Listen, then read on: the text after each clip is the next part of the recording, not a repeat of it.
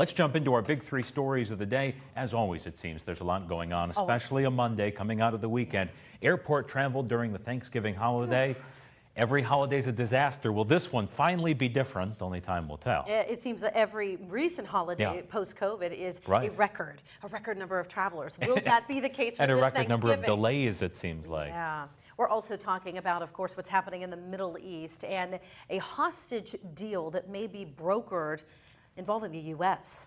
That close, but it's like eggshells. These things can fall apart in an instant. Just have to keep an eye on it. Plus, remembering Rosalynn Carter, First Lady under President Jimmy Carter, tremendous impact, not only in her time as First Lady, but setting the stage for other First Ladies. And we'll talk about a special visit right here to Erie. That is right. So we are moving to the main desk here to chat a little bit more about these stories, and we begin in the Middle East. That we do. It's been the focus of the world for the last month and a half now, since October 7th. The U.S. says a deal to release some of the more than 200 Hamas hostages could be near. It comes as the Israeli military released this video inside the main hospital in Gaza, showing some of the network of tunnels there that Israeli forces say Hamas fighters use to hide from the Israelis.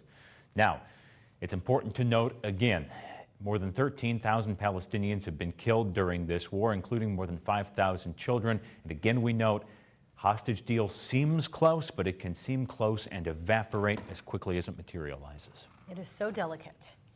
So we will keep you updated with any new developments.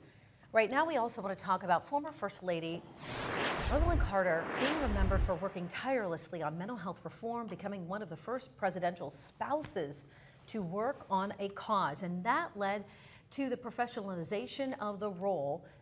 She passed away, though, in Georgia over the weekend at the age of 96. She died on Sunday.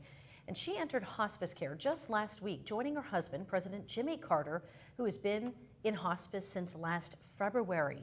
The couple got married in 1946, making them the longest married presidential couple in American history. And as First Lady, coming up later in the half hour, we're finding out about her visit back in the 1980s to Erie County and the lasting impact that she had at the place where she visited.